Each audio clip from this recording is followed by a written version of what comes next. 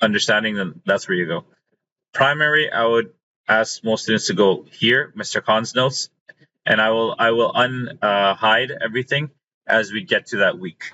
So usually on the weekend, I will go, or on Monday, probably Monday morning, to be honest. I will check Monday morning and I will unhide all these notes. So eventually, when we get to Unit 2, Unit 3, 4, 5, and whatnot, we will complete this course. Course outline, I can unhide that. That's done. Oh, sorry. There you go. In case you want to know. Second thing I should mention is all the material is right here. I made a nice little post here, course information. So the course outline is here. Orientation that we did during orientation is there. The orientation video is there if you missed it. Course calendar, that's the calendar that we are looking at that shows us when everything is due. And the Zoom meeting link to join our Zoom. Now, on that note, because Zoom is giving me issues, I might change this. We'll see. I'll post it under the announcements if I do change it. And if I do change it, what would happen is you will click on this button right here, this live class button. That's what we will do. So if I make an announcement, I will say, please click on the live class button in the navigation bar, the purple live class button with the T. And you will click on this, and that's how we will be doing, our virtual class using this app as opposed to Zoom, because Zoom is not good, to be honest. And an overview of the course. The overview of the course is very simple. We're doing Unit 1. We're spending around 2 weeks on every unit. So first 2 weeks, there's a PA day on this day. Then we are starting Unit 2 on September 29th. We spend 2 lessons. Then we have a quiz. Then we have two more lessons. Then another quiz. Then there's Thanksgiving and a PA day. Then we have 2 more lessons, and then the test. So Unit 2 is a little bit bigger. So we have 2 quizzes and a unit test. Unit 1, we only have 1 quiz and a unit test. So depending on the unit, sometimes you have more quizzes, sometimes you have less. Unit 3, you have quiz 1, quiz 2, and then, Unit 3 quiz test. Unit 4, there's 1 quiz only, and then there's a test. Unit 5, there's 1 quiz and then a test. Unit 6, there's a quiz and a test. And then Unit 7, there's just a quiz. I am going to be changing one thing. I've made a mistake when it comes to my Unit 6 and Unit 7. I accidentally swapped them. So don't worry, I'll just update it, and it's not going to affect you too much. So I have a question for next Monday. Are we supposed to join from Teams? The answer is yes. So next Monday, you're going to use this Microsoft Teams button, and I'll make an announcement. So yeah, that's that. Any other questions on how this course is being run? Because I know a lot of you emailed me over the weekend. I have a question about if you upload the document and get the correct answer, but your steps are slightly wrong, do you lose marks out of the 3? Yes, that's exactly right. So if your steps are wrong, you're going to lose marks. That's the whole point. You have to show the correct steps. The multiple choice section, if you get it right, you can get multiple choice right by even guessing. You can be lucky. You can be like, oh, it's A, it's B, it's C. I wouldn't know, so you'd get the marks for that. The whole purpose is for you to upload those marks and, upload your steps. And for those, I will be checking to see if you're getting your marks or not. That's it. Any other questions? Good. Let's start on today's lesson then.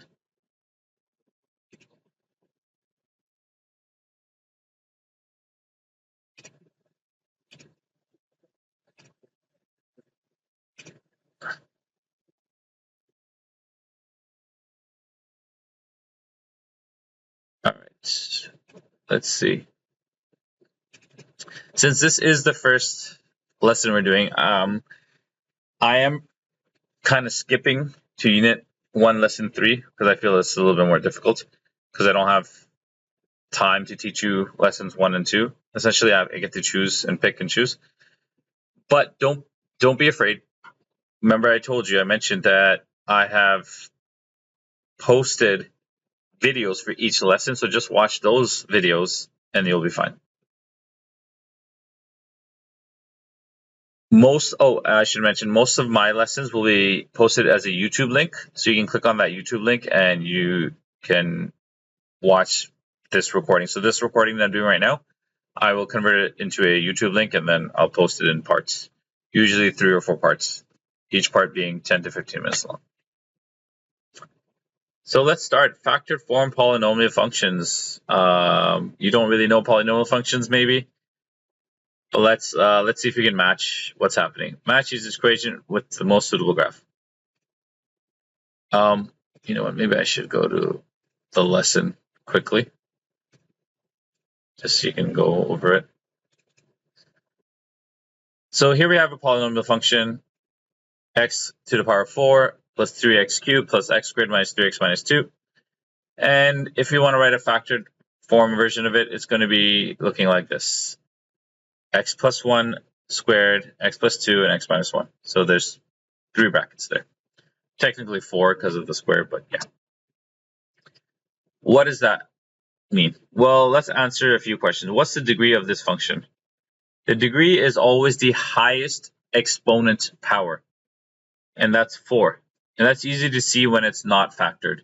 But in factored form, it's not that hard either. We know that this x is technically being squared, so that's 2x squared. Then there's another x and there's another x. So if I'm just multiplying all the x's out, that's x squared times x is going to be x to the power of 4. The highest degree is 4. What is the sign of the leading coefficient? Well, how do we figure out the sign of the leading coefficient? Easy. You just look at the x values in each bracket here. And if there's any value, a value in front of any of the brackets, you multiply them out. So in this case, it's very simple. It's just x squared times x times x. There's no other numbers. So my leading coefficient is positive 1. And you can see that here, it's 1x4. So the sign of the leading coefficient is positive. What are the x-intercepts? X-intercepts are pretty straightforward. Hopefully you can see that all you have to do is the following. Take x plus 1 in factored form, make it equal to 0. Bring that over, x is equal to negative 1. That's one of my x-intercepts. Do the same thing with x plus 2. X plus 2 equals 0. X is equal to negative 2. And x minus 1 equals 0. X is equal to positive 1. So these are all my x-intercepts. 3 x-intercepts. Pretty easy. What do we have? Negative 2, 0, negative 1, 0, and 1, 0. Now, they are stating each x-intercept has an order.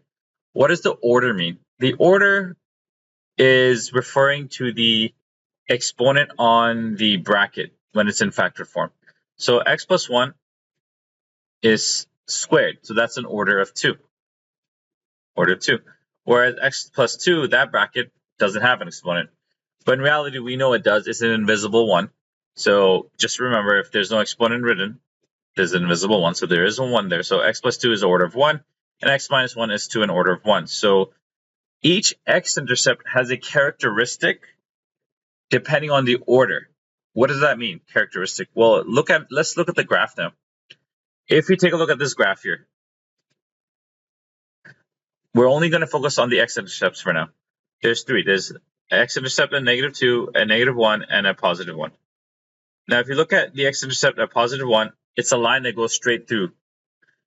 It kind of looks like a linear line.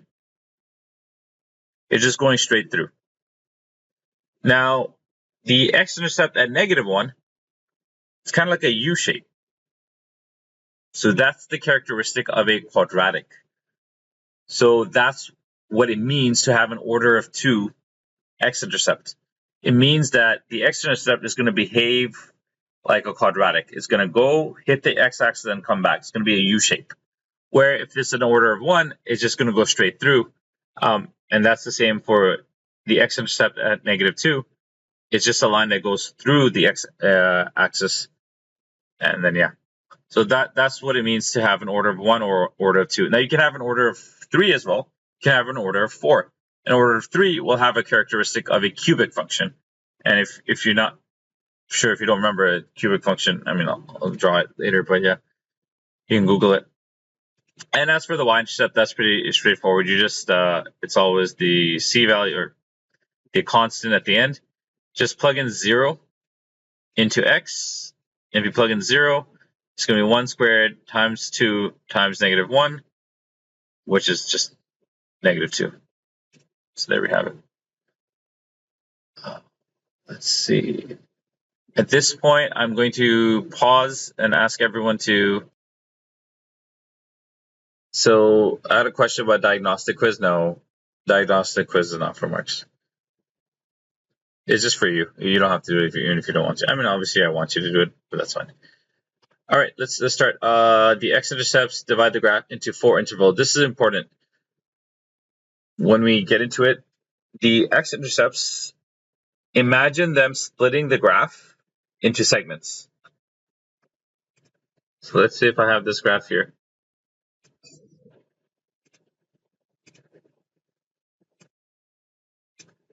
And every time there's an x-intercept, I'm splitting the graph into segments. So if I have 3 x-intercepts, how many segments of this graph are there? I want an answer from the class. Type it in. How many segments are there? All right, so most of you got it. Well, only 3 of you answered, but that's fine. Most of you got it. Yes, there's 4 sections. There's this section here, 1, 2, 3, 4. So there's 4 sections. And these end sections go all the way to infinity. Their respective infinity, so negative infinity or positive infinity. We are going to split the graph into these intervals now. So the first interval being, you always start from smallest to biggest. That's the way we go. So the first interval is always negative infinity, comma, to -2. That being our -2 being our first x-intercept. First being the smallest number. So that's our first interval. Our second interval is going to be from this x-intercept to the next x-intercept. So that's from -2 to -1. Then from -1 to 1, and then from 1 to positive infinity. 4 segments in total. This is important. Then we will create a test point. A test point will help us figure certain things out. So a test point is just any number that falls within that interval. So pick any number between negative infinity and -2, and just make it easier for yourselves and just pick a small number. So in this case, -3. You could pick, and you could pick -100. You could pick -1,000. You could pick -1,000,000. It doesn't matter, but just why not make it easy for yourself? So put -3, and test point requires us to substitute that -3 into our equation and solve for the sign of the function, whether it's positive or negative. So in this case, if I substitute -3 into this function, I play it out, I'll get a positive answer. And you'll see that right here. The work is shown here. Next, there's an interval from -2 to -1. And from -2 to -1, we plug in that. We pick a number, so that's -1.5. Plug it in, we get a value of negative. Then we have interval from -1 to 1, positive 1. Obviously, 0 is in between that. My advice is whenever you can use 0, use 0, because usually it makes your calculations a lot easier. And if you plug in 0, you do the math, you'll get a negative answer for the sign of the function. And then finally, the last segment from positive 1 to positive infinity, just pick any number. We picked it 3, plugged in, we get a nice large positive number, so the sign is positive. What does that tell us? Imagine we didn't have this graph. Imagine we only had the equation. Well, with these values, we can start to graph this function approximately. And the way we do that is, this tells us whether the function is above or below the x-axis, whether the function is in the positive quadrants or the negative quadrants. What does that mean? Well, let's take a look. From negative infinity to -2, from all the way here to -2, the function is above the x-axis. It's in the positive quadrant, right? And as soon as it hits that x-intercept, now the sign is negative. So that means it's below the x-axis. It's in the negative area. And then at the next interval, it's also below. It's also negative.